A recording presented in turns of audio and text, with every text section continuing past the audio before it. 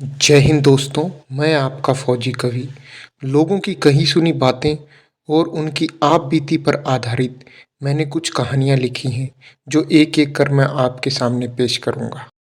गुनगुना उस इंसान को कहते हैं जो नाक से बोलता है। तो आज की कहानी है गुनगुना भूत। मैं एक गांव का रहने वाला हूँ। मेरा गांव शहर से करीबन 15-16 किलोमीटर की दूरी पर स्थित है।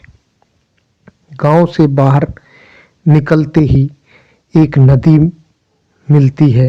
नदी के ऊपर लोहे का पुल है। उस पुल को क्रॉस करने के बाद जंगल और शमशान घाट का रास्ता शुरू हो जाता है, जिसे करीबन 15-16 किलोमीटर चलने के बाद हम शहर में पहुंच जाते हैं। गांव के लोग अक्सर दिन में ही इस रास्ते को तय करते हैं। शहर में आना जाना वो केवल दिन में ही करते हैं। उनका मानना है कि रात के समय वह रास्ता सेफ नहीं है। वहाँ पर भूत प्रेत और बुरी आत्माओं का वास रहता है, इसलिए रात के समय वहाँ कोई नहीं चलता है। यह बात उन दिनों की है जब मेरी उम्र 18 से 19 वर्ष थी।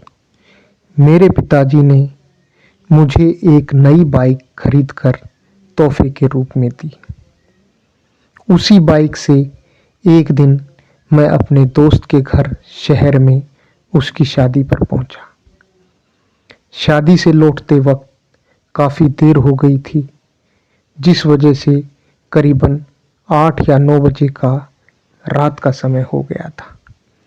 मेरे दोस्त और उसके पिताजी के काफ़ी मना करने के बावजूद भी मैंने फैसला किया कि मैं रात को ही वापस जाऊंगा, क्योंकि मुझे उम्मीद थी कि मेरी बाइक नई है, कोई प्रॉब्लम नहीं होगी।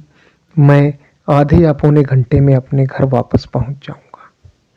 यह सोचकर मैं वहां से अपने घर की ओर निकल गया। करीबन आधा रास्ता तय करने के बाद अचानक मेरी बाइक खराब हो गई, बंद हो गई। बाइक नई है, कोई पंचर भी नहीं है, पेट्रोल की टंकी भी फुल है, फिर भी बाइक का अचानक इस तरह बंद हो जाना समझ नहीं आया।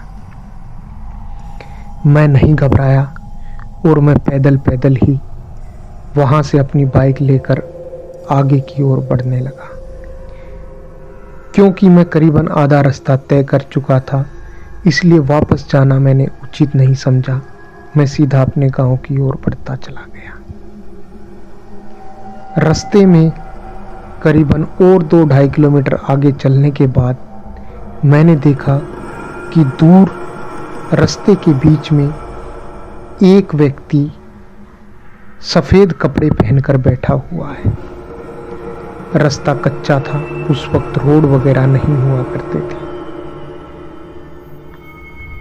उस आदमी को देखते हुए मैं आगे बढ़ता रहा, परंतु उसने कोई प्रतिक्रिया नहीं कही। उसके पास आने के बाद मैंने अपनी बाइक को तिरछा किया और मैं आगे की ओर बढ़ गया, परंतु तुरंत ही वह व्यक्ति उठकर मेरे साथ साथ चलने लगा। मुझे एहसास हो रहा था कि वो मेरे साथ चल रहा है। मैं रास्ते के इस किनारे पर था और वो दूसरे किनारे पर था। ना वो मुझसे कुछ बोल रहा था, ना मैं ही उससे कुछ बोल रहा था। क्योंकि मैंने कहानियों में अक्सर सुना था, दादी नानी कहानियों में बताया करती थी कि कोई भूत प्रेत अगर मिल जाए तो उससे कोई बात नहीं करनी चाहिए, ना ही उसके सवालों का जवाब देना चाहिए। इन्हीं बातों को मद्देनजर रखते हुए मैं चुपचाप अपने रास्ते पर चलता रहा। काफी दूर चलने के बाद उस व्यक्ति ने मुझसे बात करना शुरू किया। उसने मुझसे पूछा, क्यों भाई, क्या नाम है तुम्हारा? तुम तो बात ही नहीं कर रहे। क्या बात है, कुछ तो बोलो। उसकी यह आवाज़ सुनकर मैं घबरा गया और डर के कारण मेरा पूरा शरीर कांपने लगा। मेरे माथे पर पसीने आ गए, परंतु मैंने उसके किसी सवाल का कोई जवाब नहीं दिया और मैं चुपचाप आगे बढ़ता रहा। और आगे चलने के बाद उसने फिर कहा, क्यों भाई, क्या बात है? तुम तो बहुत डरपोक निकले। अरे कुछ मेरे से पूछो, कुछ अपना बताओ, मेरा नाम पूछो, अपना बताओ, सवाल जवाब करो, रास्ता कट जाएगा, कुछ तो बोलो भाई। उसकी इतनी बातें सुनकर मेरी घबराहट चरम सीमा पर पहुंच गई, परंतु तब भी मैंने उसके किसी सवाल का कोई जवाब नहीं दिया।